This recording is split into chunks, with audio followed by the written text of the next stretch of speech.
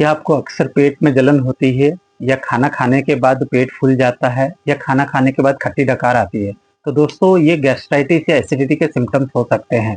नमस्कार दोस्तों, मैं प्रदीप कुमार सिंह स्वागत करता हूं आपको मेडिटेन चैनल में, जहां पे हम हर दिन एक नए हेल्थ टॉपिक के ऊपर में डिस्कस करते हैं। अगर आप किसी टॉपिक के बारे में जानना चाहते हैं या हेल्थ कंडीशन के बारे में जानना चाहते हैं, कमेंट में हमें बताएं, हम जरूर उस पर वीडियो बनाने की कोशिश करेंगे। तो चलिए दोस्तों शुरू करते हैं गैस्ट्राइटिस और एसिडिटी।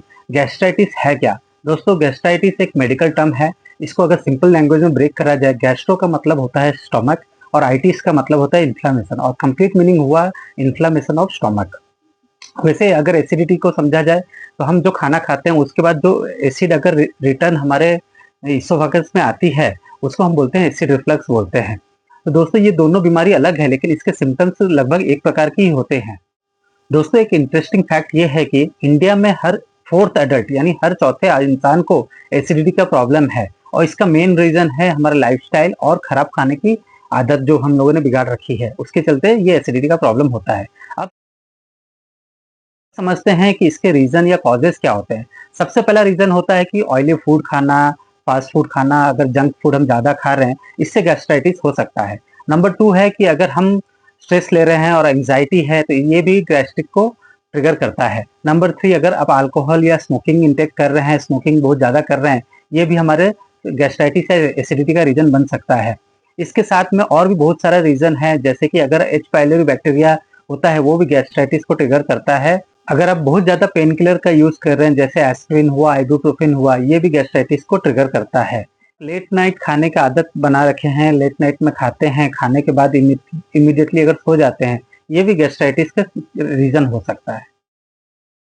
अब बात करते हैं गैस्ट्राइटिस के सिम्टम्स के। दोस्तों अगर अगर ये सब सिम्टम्स आप में दिखा रहे तो हो सकता है आपको गैस्ट्राइटिस या एसिडिटी हो, जैसे कि पेट का फूलना, पेट के ऊपरी हिस्से में दर्द होना, वोमिटिंग या नोजिया का सेंसेशन होना, या फिर खट्टी डकार आना। ये सब चीज अगर दिखा रहे तो हो सकता है दोस्तों आपको एसिडिटी या गैस्ट्राइटिस हो। अब जानते हैं इसके ट्रीटमेंट। जनरली डॉक्टर दो वे से इसको ट्रीटमेंट करते हैं। पहला है मेडिकेशन से, दूसरा है लाइफस्टाइल चेंजेस से। तो पहले डिस्कस करते हैं मेडिसिन।